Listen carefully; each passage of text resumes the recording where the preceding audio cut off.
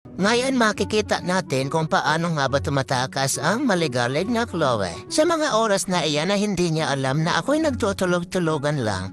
Pero ang kamerang ito ay nakatutok sa kanya. At ganyan nga ang ginagawa niya kung paano siya kumakawala sa tali. At ang gagawin niya kapag nakawala siya sa tali na iyan ay didiretso siya dyan akyat patungo sa labas. Ayan, makikita talagang nagpupumigla siya hanggat sa matanggal ang katawan niya sa pagkakatali. Ganyan ang kanyang teknik para kumawala sa tali. At nang matanggal nga ang tali ay gumising na ako at pagkakita niya sa akin, dali-dali siyang tumago sa gilid. Mamaya ay nilipat ko na naman siya ng pwesto at ganyan nga ang teknik niya para kumawala sa tali. Aakyatin niya ang kulungan na yan. Ganyan siya kadesperadong tumakas. O diba? Napakahusay. At ganito naman nga ang eksena kapag wala siyang tali. Sinasarado ko ang mga pwede niyang daanan. Pero tingnan mo naman ang ginagawa niya. May oras talagang gustong-gusto niyang lumabas. Sa puntong yan ay naiinis na nga siya at hindi siya nagtatagumpay sa kanyang pagtakas. Siya lang talaga ang mahilig tumakas. Ang barako ay hindi naman ganyan nag-aakyat. Kaya minsan itinatali ko siya kapag bukas ang pintuan o bintana dahil hindi magkakamaling tatakas talaga siya at tatakas. Tingnan mo at nagagalit pa sa anak niya. At ito naman yung pangatlong teknik niya para makatakas.